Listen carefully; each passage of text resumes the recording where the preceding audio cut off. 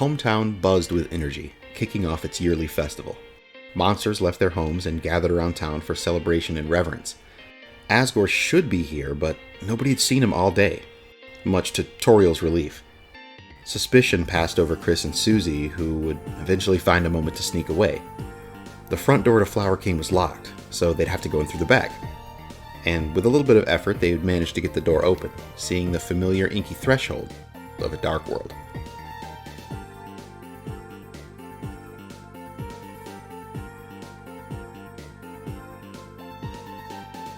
Hello everybody, and welcome to Design Twist. This is Trevor, and today I'll be drawing my take on a few possible characters from Deltarune Chapter 5. I'm going to be discussing how these characters could fit into a possible narrative, and paint my full idea of how this Chapter 5 Dark World could go, but full disclaimer ahead of time, obviously spoiler warning for Deltarune, Chapters 1 through 4, and Undertale. On a scale between hard evidence-based theories and full-on fanfiction, we're going to be sitting at threat level orange. So just know that going in. This idea of mine kind of spiraled out from a tiny thought into a irresistible design prompt for this video. So I'm more concerned with how exciting and fun this idea is to draw rather than whether it's fully true.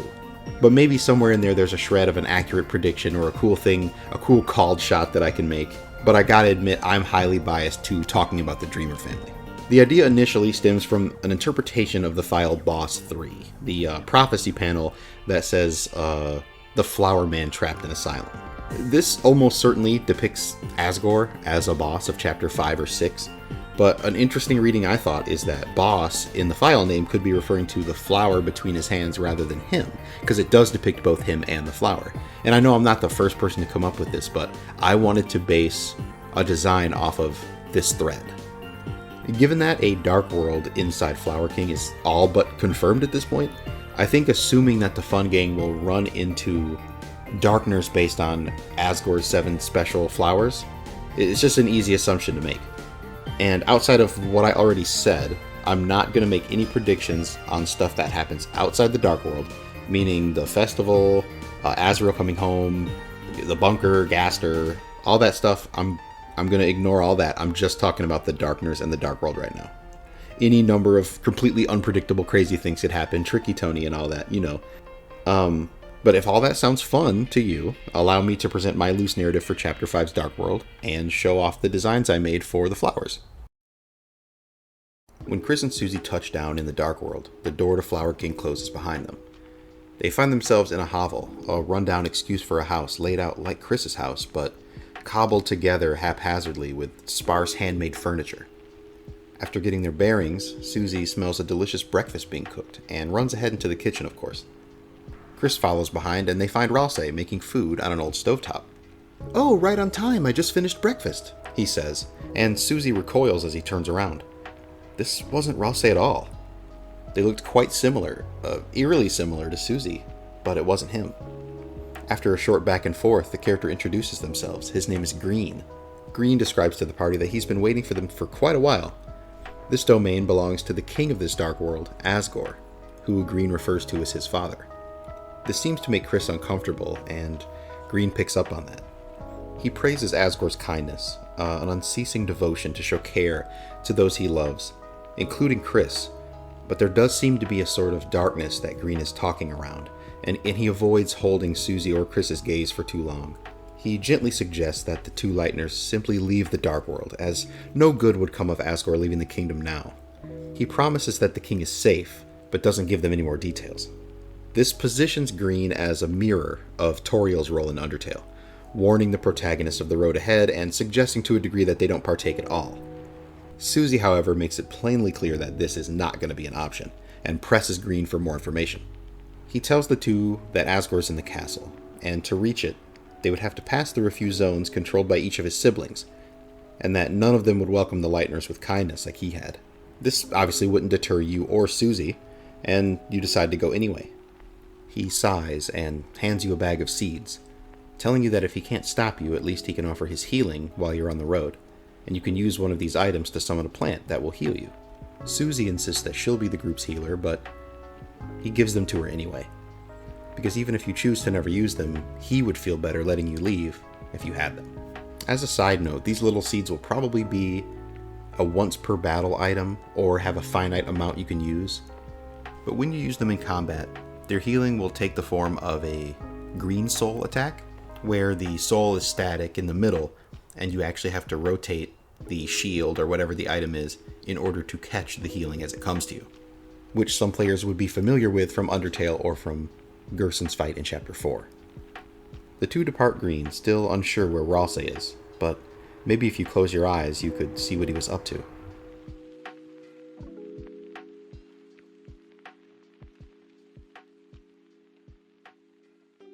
For now, Chris and Susie stand at the entrance of a dingy swamp. They enter, though not too deep, before seeing a Darkner in the next clearing. It's wandering around between the twisted trees, until a blue searchlight suddenly scans over the area, passing over it. Upon being spotted, the unsuspecting Darkner jumps and tries to run away, but from somewhere above, a rain of knives starts descending upon it. The knives follow its path until they connect, pinning it to the ground. Susie runs up to question it, though it doesn't seem to be in the right headspace to be questioned. It shivers and mutters something about the warden and her all-seeing searchlight. "Don't make my mistake. If it catches you, just don't move." Now, I'm not going to detail all the basic enemies and puzzles and items in this dark world, just the major beats. But the battles here will feature the light blue searchlight passing over the battle box from time to time, reviving the light blue attacks from Undertale. Chris and Susie explore the swamp, which seems to double back on itself impossibly, presenting a maze with no obvious exit. The only way forward would be to confront this warden. So in the center of the swamp, there's a large Gothic-looking tower, the source of the scanning light. The Lightners reach it eventually and ascend to the top, where they see a small Darkner operating the searchlight, wearing a black dress adorned with white ribbons. She drops down from her perch and gives the Lightners a sardonic curtsy. Another dreamer look-alike, of course, complete with horns and white fur. Susie tries to reason with her, but she stays silent. And upon being approached, she swipes at Susie with a knife, narrowly missing. Any conversation with her would have to be held in combat now. This is Cyan. She isn't the strongest enemy, but she preys on tricking you with her light blue attacks. And side note, each of the Dreamer-like characters is going to use fire attacks in one way or another to call back to not only the Dreamers in Undertale, but Ralsei's portrait in the Prophecy. Once combat begins, she's more than willing to talk. She giggles at Susie and goads her on throughout the fight. "You must be careful acting so rash in the middle of a fight. I almost got you." After withstanding a barrage of knife attacks, she gives up, exhausted. She stubbornly shakes her head. She shouldn't let you through. You couldn't get to her father. She was repaying him with her protection, for teaching her the importance of patience. She needed to make sure that he didn't make any impulsive decisions in his moment of weakness, or have any bad influences like you around. Chris and Susie start to suspect that Asgore might not be here by his own will. As opposed to ruling the kingdom proper, he could be a prisoner. So they ask Cyan for the way forward, and she reluctantly shines her searchlight to a hidden break in the trees.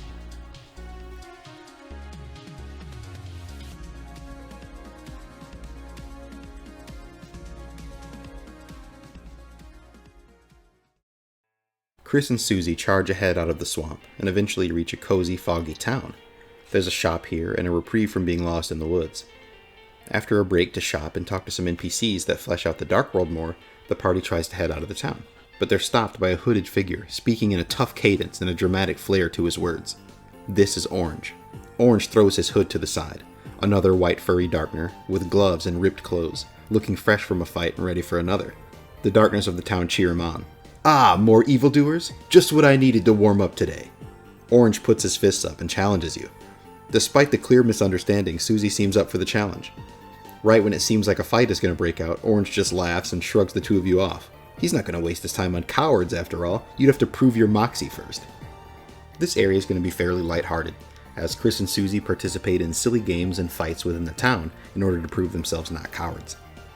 It usually results humorously in Chris getting perfect marks and Susie looking a little foolish for one reason or another. And they all will teach the players about orange attacks, which you can only dodge by moving through them, which are the opposite of the previous light blue attacks. After a handful of successful displays of their bravery, Orange finally agrees to fight them, vowing to show them what true bravery looks like. So during the fight, Orange will call out the names of his attacks, he'll show off fancy moves, and even revive the two of you once in a show of good faith if you happen to game over. After a solid fight, he'll yield, not quite in defeat, but out of respect, giving the two of you props. He admits that all he really wanted to do was keep his little town safe from evildoers so he could live up to his father's heroism. Asgore, in his eyes, is a real hero that's always brave in the face of life-threatening situations. and Orange would fill in for him as he struggled with some fears. This time, Chris tries to ask for more information, if you'll allow them to, but Orange doesn't say any more, just proclaiming that the king will be back on his feet soon and ready to defeat evil. He lets you pass, but chuckles at the thought of you getting any further, since his pious big sister never lets anyone through to the kingdom. So far, we're 3 for 3 in these Darkners offhandedly mentioning something about Asgore that would bring up concern. They all seem to be trying to protect him in some way, despite speaking of him as if they all admired him. The only way to find out what's actually going on is going to be to get to the castle. Despite us not being exactly clear with Chris's relation to the Knight or Asgore or the prophecy or whatever kind of plan they have going on, and with all these repeated mentions of him, it's clear that Chris would probably be having some concern about their dad by this point. I think it's safe to assume that Chris cares about their dad and would want to help him.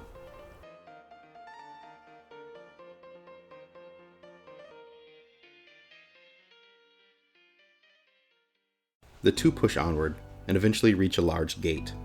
In the center of the gate, there's a cathedral. There's no fanfare, no welcoming committee to stop them from passing through. So the Lightners enter. But inside, there is one Darkner, Blue, awaiting them. Yet another member of this family, clad in navy blue and gold. She had ornamental wings adorning her back and a sword at her hip. She has her hands together in prayer, facing a stained glass depiction of the Deltarune. A door leads out of the church on a far side of the room. Without looking back, she speaks to them, eyes closed in reverence. If you had decided fully on a path, and you found out what you're doing was wrong, would you follow through? Susie, characteristically, is growing tired of people trying to get in her way. She simply steps forward, ignoring her, but Blue continues, asking the two whether they thought captivity was a proper substitute for rehabilitation, if an intervention from a place of love could cure a spirit blackened by desperation. Susie is disarmed and just looks on dumbfounded.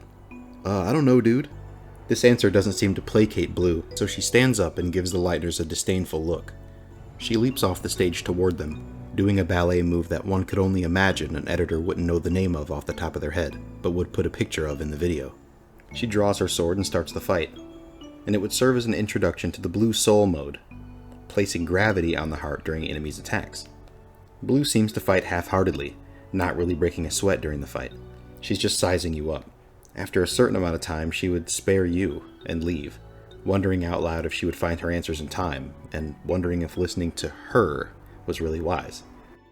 The characterization of Blue as a holy warrior type character is inspired by Miss Mizzle's dialogue about the flower. If you're not familiar, I'll read it to you. This comes when you chat with her about flowers. She says, "The bluest flower, a disciple of my speech, shy to no camera, and a specimen of elegance and kindness. Should you meet, please give my regards." I don't really know what to make of shy to no camera, but I just wanted to make an elegant, kind, and pious character who centered their motivations on the prophecy.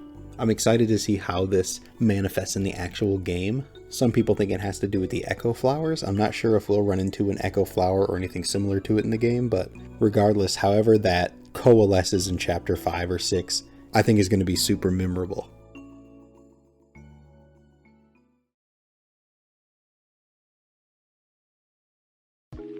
On the other side of the cathedral, the fun gang arrived in a junkyard, a sprawling dump of wood and metal discarded without care.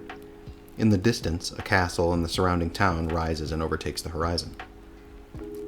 Through exploring this big junkyard, every Darkner you fight seems to be playing a part, saying things like, "Hey, stick to the script," or "I think I'm supposed to say..." These fights act as introductions to the Purple Soul mode, a combat mode where the soul must hop between lines and can't move freely. The Darkners act as cackling comic book villains, ham-handedly reading lines that are supposed to threaten you, but they just kind of make Susie and even Chris cringe. After several fights and a puzzle or two, the fun gang find themselves in a dark warehouse, and a frustrated voice booms from off-screen. No, you're doing it wrong. A grand villainous entrance goes like this." Suddenly a spotlight shines from off-screen, projecting a massive shadow onto the wall. The voice announces itself as the terror of the kingdom, the scoundrel of all scoundrels, and the supervillain extraordinaire, Purple. Susie immediately complains about how lame that name is, and a member of Asgore's little Darkner family steps out from behind a screen, revealing their true dorky form immediately to defend themselves. They proclaim their father was never any good at naming things and to give them a break already. Sheesh. The two of them fight Purple, the latter seeming to lean into their villainous persona, attacking and launching things at you from a chunky mech suit, while the nearby Darkners do their bidding. But by the end of the fight, Purple is out of steam, and their machine is destroyed, leaving them there clutching their cracked glasses. They swear to get revenge, and are still playing up their persona, until Susie jumps in and threatens them with her axe, making them suddenly a lot less tight-lipped than the others. They're just trying to be like King Asgore, but there's no surprise there at this point. Because despite his circumstances, he withstood so much ridicule, the loss of his job, his family, and still woke up every day ready to try his best and care for his shop. So many people looked at him like the villain, and his perseverance was so inspiring. Purple just sought to find that same confidence in the face of adversity, and leaned into being the villain, since soon nobody would view Asgore as a hero either. He was planning something, a grand gesture, you could say, a final action that would set his life right and prove something. Purple didn't have the full picture, but they knew that this is a gesture that a lot of people wouldn't be a fan of. And with that foreboding warning, Chris and Susie hurry towards the castle and the town they saw. But she takes a second to check on Chris. This was a bit of a repeat of the Card Kingdom. Would they have to fight Asgore? Once these fake family members were defeated, where would that leave them? Would he try to hurt them? And where is Rouse? Is he okay?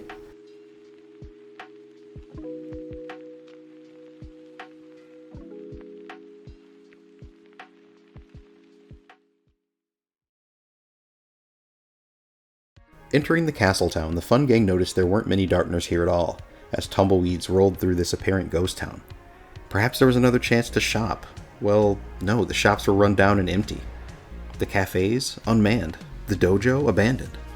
There were only combat encounters here, bandits with guns that featured the yellow soul mode, where the soul is used to shoot bullets, and of course any player that's fought Spammed in Neo would be familiar. A beautiful home with a green shingled roof rested at the end of the main street, a welcome break from dealing with the rough customers in the town, though its door lay wide open as well. Heading inside, Chris and Susie see what remained of Green's home, his real home. Laid out the same way as the shack in the outskirts had been. Everything looks like it was left exactly as it had been suddenly. Dusty items laying where they were if someone had used them often. Suddenly, a few Darkners ran into the house behind them and ambushed them, seemingly using the empty house as a trap. But right as the fight would start, the door closes, and a tall figure is revealed behind it. She spins the cylinder of a pistol and shoots at each of the bandit Darkners, making them scatter. Susie's jaw drops, immediately moving to proclaim how awesome that was, but she stops herself. It was obvious that this was one of Asgore's crew. She stays on guard, and Yellow lifts her hat and holsters her gun, looking the two of them over, mainly Susie. She casually chews on a piece of sweetgrass and crosses her arms. "Howdy," she says, staying expressionless. "So I reckon you're the two Lightners I'm supposed to take care of." Susie scoffs at that implication. "Reckon we are," she responds. But Yellow smirks and just walks over to the door, sharing that it's a good thing she doesn't really feel like it. Walking outside, Yellow is shooting at cans on a fence. One's balanced on top of a stone rules card's head. Nobody acknowledges this. Susie asks if they're actually gonna fight, but Yellow just sighs and laments not being one that's good at following orders, but reckons they aren't either. She offers Chris and Susie pistols so they can all shoot at cans together. This is the fight with Yellow, but it's essentially a conversation while you compete with her.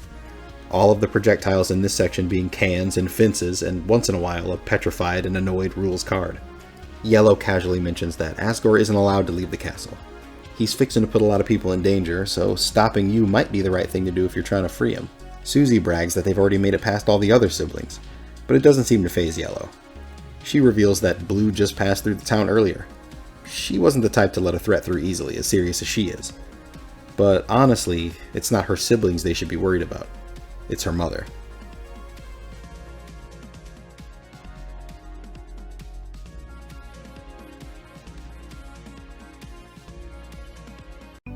This is where the real threat of the chapter is revealed. We cut away from the fight midway through, and at the top of the castle, Asgore and Rouse are being kept in a cell. Red chains and cuffs bound around their ankles. When we cut to them, they're discussing something, but are interrupted by a voice.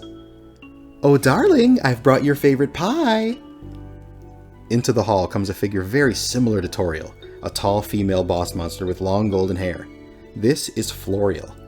She calls out and confronts Asgore, who plays nice with her while she dotes on him.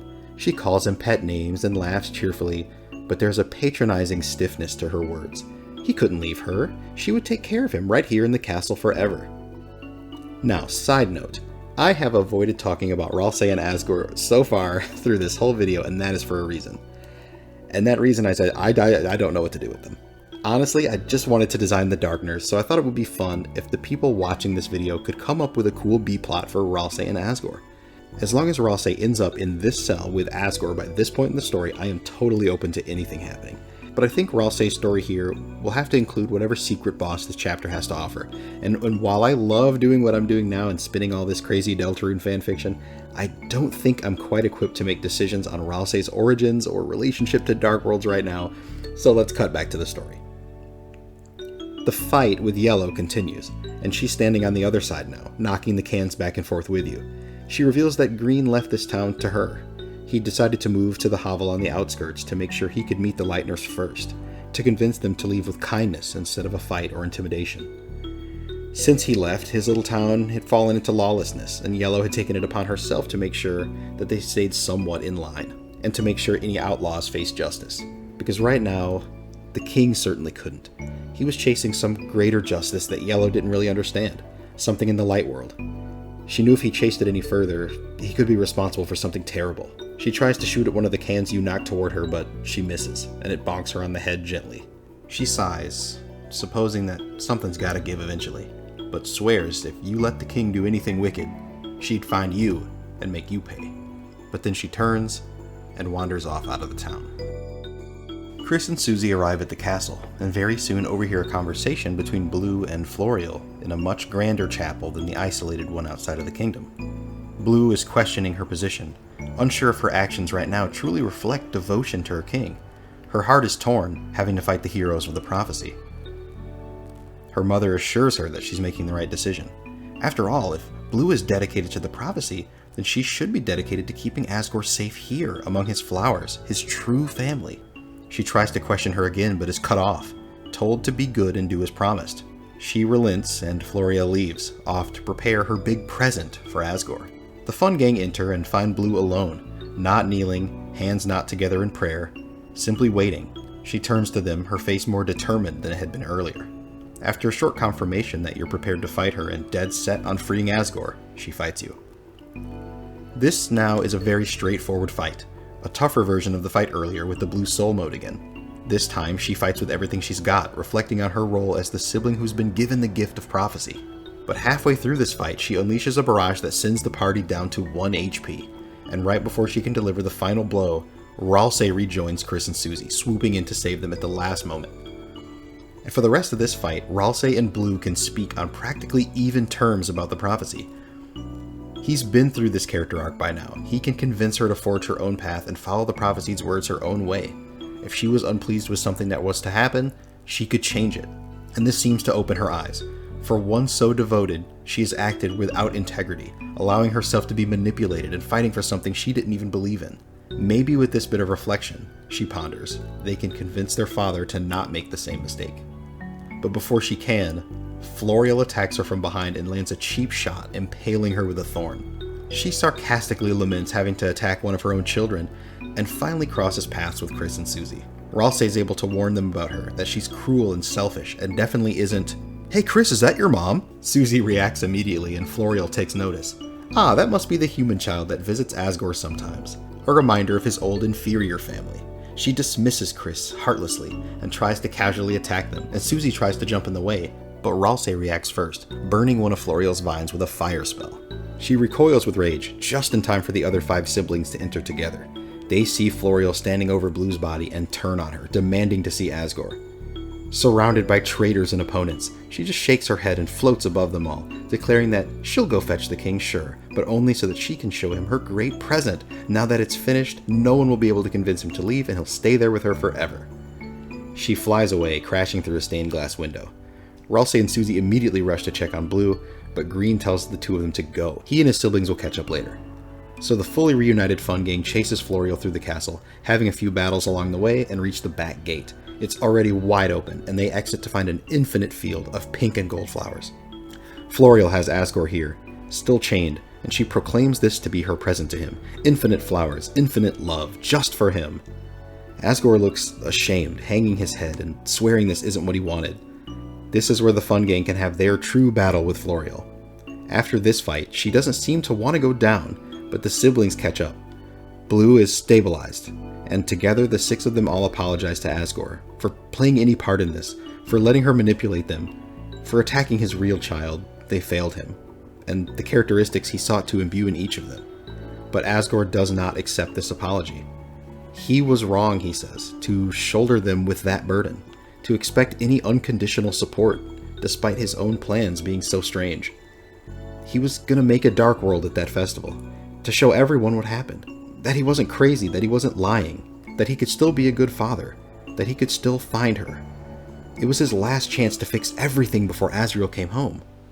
And most of all, for clinging to this fantasy that Toriel would ever take him back, he apologized to Florial. These flowers that made up the bouquet that she held on her wedding day, they weren't traits that he saw in himself, but traits he admired in her and wanted to hold on to. But this imitation of her would never make him happy. A fantasy version of her that never held him accountable, that didn't stand for her ideals, this shallow version of her that lived for him, could never, ever... Enough! Florial hovers above everyone, gazing down at the ground. Wisps of fire swirl around her body as she laughs. She lashes out and sends a wave of fire over the field, taking this as a declaration by Asgore as a full-on rejection of everything she stood for. She didn't care what Asgore's plan in the Light World was or how many Lightners got hurt. She wanted to keep him here in the Dark World forever. If she took care of these Lightners now, there'd be no way to seal the Dark Fountain and no way to leave. Which would kick off your second and actual fight with Florial, the true final boss of this chapter, as the field of pink and gold burns around you. Not to speed through the rest of this, but you know, from here you save Asgore, you have a heart-to-heart, you leave the Dark World, you go to the festival, you have a great day. Rudy Knight and Goner Jockington fuse together, they attack everybody. Basic Deltarune theory stuff happens from here on out. Regardless, I've said all I wanted to say. I wanted to paint a picture clear enough to accompany my designs, and this was essentially me twisting the words and images of the prophecy so I could design cool Darkners, and then use my cool Darkners as an excuse to write fanfiction. If literally 1% of this story comes true in Chapter 5, I will be flabbergasted. I tried to take a grounded approach for my Chapter 3 prediction, and that didn't work out. So I just decided to go completely off the wall for this one. Maybe it'll be even closer somehow. If there's anything that I would truly want or expect to happen out of all this, maybe not expect, but like my pipe dream for this chapter is the conceit of Asgore not being the boss, and it being the bait and switch with the flower and Asgore being a red herring. I think that's really cool. It's a common subversion I see people throw around. It would make Boss 3 a cool teaser image to spoil the boss of the chapter early and then still twist it. I think that would be cool, especially for people playing this game later, playing the chapters all at once. If you're still watching now, I hope you enjoyed my story and designs at least a little bit. Feel free to pick up that white pin of hope and fill in any details I left out. You know, how did Ralsei learn fire magic? Where is the Eggman in this chapter? Who's the secret boss? Who's your favorite flower Darkner? I had fun designing them, and I think Florial is awesome, but I think looking back, my favorite might be Blue. I think Blue's super cool. Also, shout out to Zajanez, who I met on the Fruity Shade Discord server. Shout out to Bucky. They let me use a couple of their songs, so you should go check them out on YouTube. And also shout out to the GOAT, Kevin MacLeod. And I'm always using his stuff, because he has like a million free-to-use tracks of every genre you can imagine. Thank you so much for watching all the way to the end. If you want to support me, I would love it if you liked the video and subscribed if you wanted to see more Deltarune, more Pokemon, maybe One Piece, plenty of other things. If you want some art, feel free to check out my prices on my website. It's linked in the description, and take a peek at my Etsy. I do have some Deltarune merch, and follow me on Blue Sky if you want to keep up with whatever I'm working on. I'm actually in the alpha stages of working on an RPG. I've written it, and I'm just working on art and getting used to RPG Maker right now. But I'll probably be plugging that and showing some art for that in future videos. My plan that I talked about in December with my Pokemon video last month, it didn't really work out, so that will be the next video I post, my Hoenn Mega Evolutions video. With that, I'm off to work on that, and I hope you stick around to see more fun videos, art tips, and probably crazy fanfiction like this once in a while. Alright, peace.